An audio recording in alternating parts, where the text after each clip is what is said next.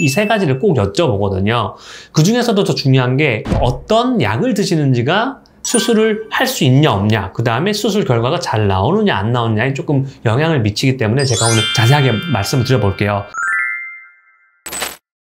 안녕하세요, 로고성형외과 윤수왕입니다. 우리가 수술이라고 하면 이제 보통 상담을 하러 오실 때 제가 말씀드리는 게 예전에 어떤 수술을 받았던 경험이 있으신지, 그 다음에 지금 앓고 있는 질환이 있으신지, 그 다음에 그 질환 때문에 드시고 있는 약이 있는지, 이 세 가지를 꼭 여쭤보거든요.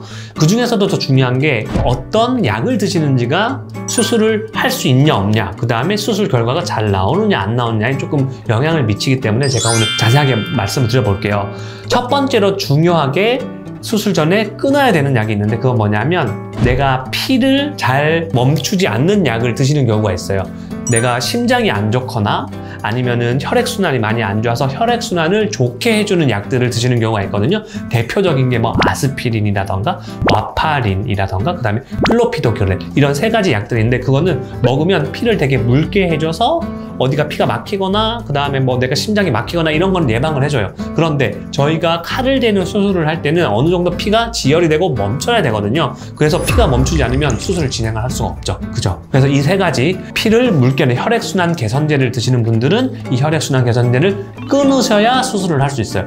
근데 무턱대고 나는 쌍꺼풀 수술 받을 테니까 이 약 끊어버려야지, 그러시면 크게 문제될 수 있습니다. 특히나 심장에 어떤 시술을 했거나 뇌에 시술을 하신 분들은 꼭 끊기 전에 담당 선생님, 의사 선생님과 상의를 하셔야 돼요. 그래서 어떤 분들은 수술 예약까지 다 잡으셨어요. 근데 제가 말씀드리면 이거는 꼭 주치의 선생님이랑 상의를 하시고 오십시오. 근데 전화가 오시더라고.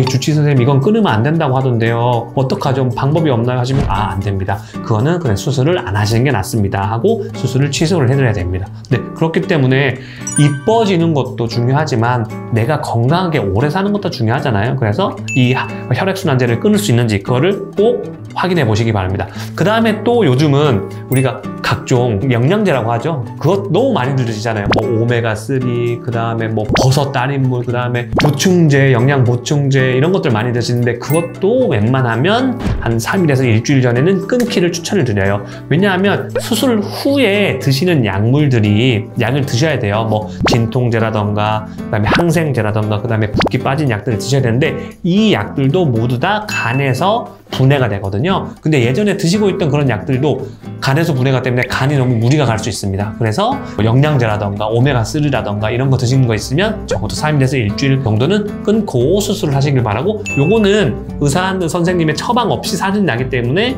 주치의 선생님께 안 물어보고 혹 그냥 끊으셔도 됩니다. 그 다음에 또 한 가지가, 특히나 이제 수면 마취를 하시는 분들한테 중요한 건데, 이게 내가 수면제를 먹고 있다.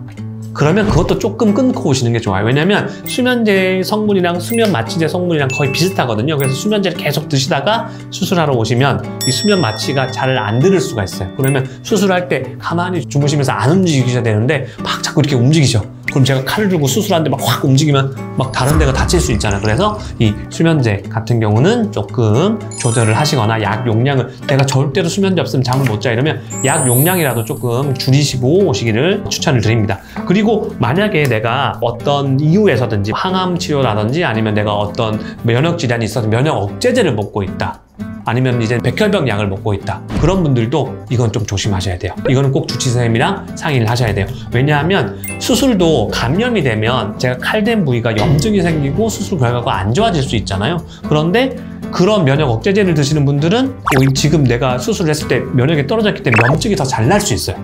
그래서 이 면역 억제제를 끊을 수 있는지는 그거는 본인이 판단하시면 안 되고, 꼭 주치의 선생님이랑 상의를 하시고 끊으셔도 됩니다 하면 끊고 수술을 하시기를 추천을 드리고요.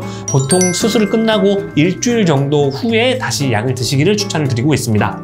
지금까지 수술 전에 주의해야 되는 약들에 대해서 알아봤는데요. 만약에 수술을 계획하고 계신 분들이 있다면 내가 약을 끊을 수 있는지 주치의 선생님이랑 먼저 상의를 해보는 것도 좋은 방법이 될 것 같습니다. 지금까지 로고성형외과 윤수왕이었습니다. 감사합니다. 조태꾸알